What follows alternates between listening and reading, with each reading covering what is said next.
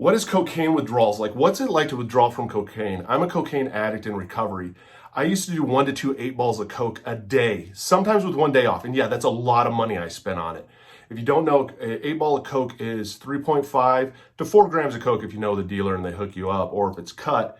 And I did this for about 2 years straight. This is what my life revolved around. When I quit cold turkey, and this is what I went through. If you're new to the channel, hit the like and subscribe button. What's up, guys? My name is Eric. If you're new to the channel, I am diagnosed with ADHD, PTSD, GAD, MDD, level 1 autism.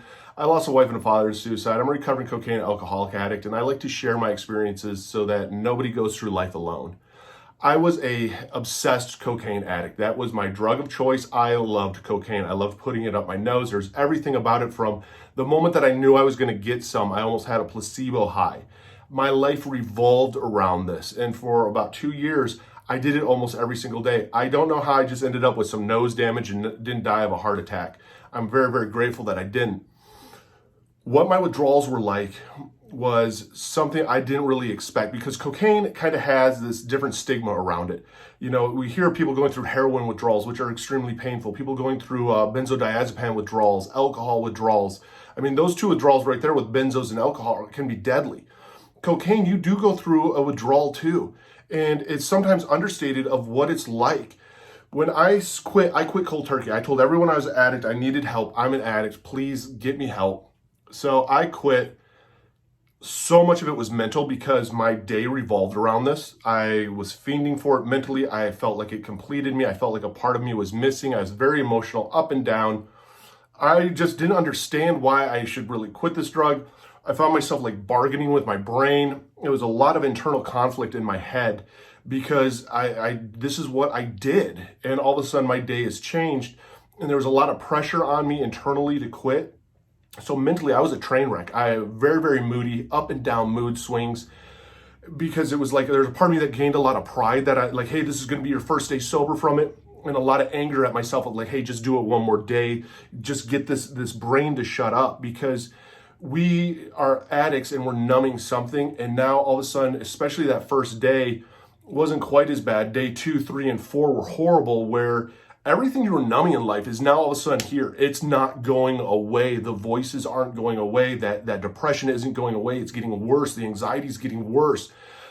All of a sudden, that is all you're living now 100% of the time. You know you can like make it go away, but because you are getting sober, you can't and you won't. And that mental side alone is one heck of a fight that you're going through. And it is minute by minute.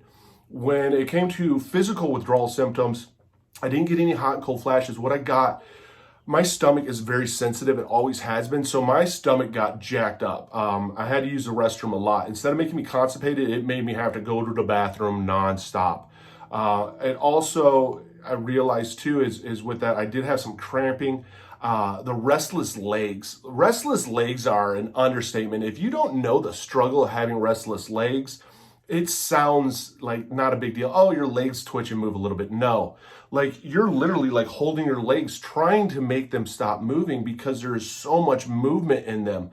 And it's annoying. Like you don't know how to calm it down. Thankfully, I took a lot of warm baths. I got into the bathtub a lot actually.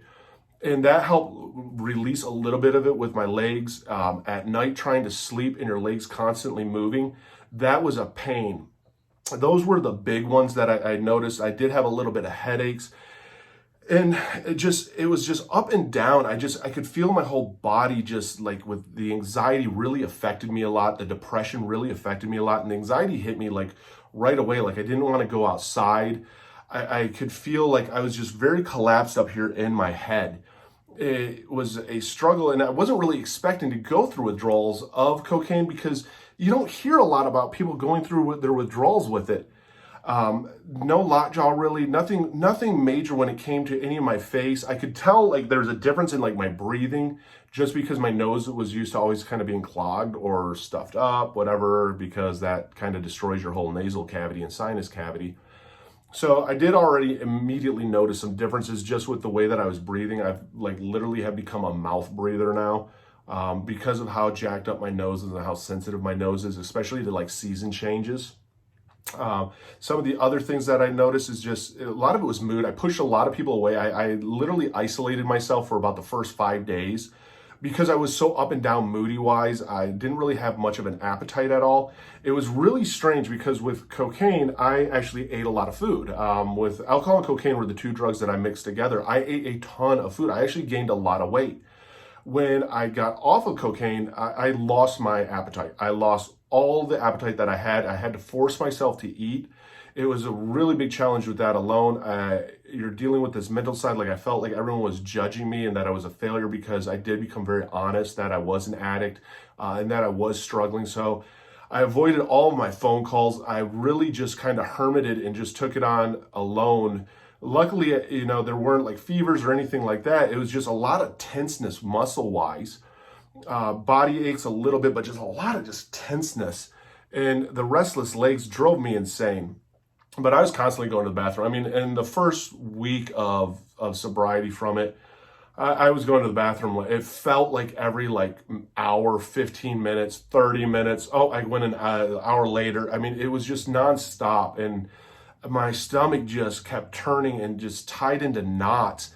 That's kind of what affected my ability and my desire to eat. It was just that my stomach was just jacked up. And just you're sitting there with your own thoughts, man. You're alone, sitting with your own thoughts, letting the anxiety come in, letting the depression come in. A really emotional time. It's so much up and down. I was very self-destructive, just mentally beating myself up, mentally upset with myself, mentally frustrated with myself. And just trying to realize hey, live in this moment right now and just start getting through this. And I noticed that first day, I was really watching the clock. An hour went by and it seemed like it was years. And it was man, there's only an hour gone so far in the day and I have to keep going through this. Wasn't really able to nap. Sleep schedule was a little bit jacked up. I woke up still early. My body was really geared on routine. And so instead of waking up at my normal time, I was staying up a lot later because I just had trouble sleeping. I was trying Advil PM. I was trying melatonin, white noise, having a fan on, just anything I could do to try and get my brain to the point that I would stop and be able to sleep. And a lot of it was just, and I hate to say voices in my head, but it was a lot of just the depressive thoughts, the anxiety thoughts in my head of what's going to happen to my life now, because cocaine made me feel invincible. And now all of a sudden you took away my shield. I had a fear of life all of a sudden, and it was a fear of just fear. And it was very overwhelming, very dictating to how I felt about life in general. And I was very scared. I was very scared. I was a scared little kid inside dealing with these thoughts that I can't stop them anymore. And I just want to numb it all. And I know how to numb it, but I can't. Support was everything in there.